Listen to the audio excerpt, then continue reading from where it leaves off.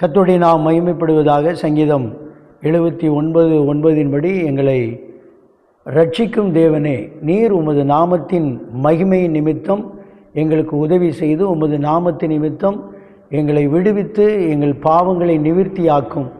இந்த வார்த்தையின் மூலம் விசேஷமாய் இந்த 9ஆம் வசனத்தில் முதலாவது ரட்சிக்கிறார், 2வது உதவி செய்கிறார், 3வது விடுவிக்கிறார். அதே போல் பாவ நிவிர்த்தி நமக்கு உண்டாகிறது.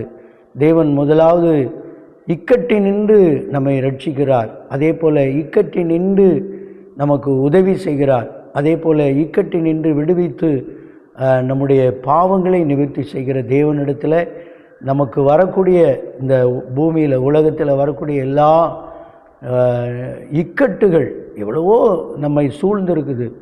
அப்போ இதிலிருந்து தேவன் நம்மை ஒவ்வொரு நாளும் ரட்சித்து அதே போல் உதவி செய்து விடுவித்து நம்முடைய ஒவ்வொரு பாவங்களை மன்னித்து நம்ம நித்திய ஜீவனுக்கு நேராய் தேவன் நம்மை நடத்துகிறார். தொடர்ந்து இந்த வார்த்தையின் மூலம் விசுவாசத்தோடு நீங்கள் இந்த வார்த்தையை நம்புங்கள். கர்த்தர் நிச்சயமாய் நம்மை ஆசீர்வதிப்பார். God bless you.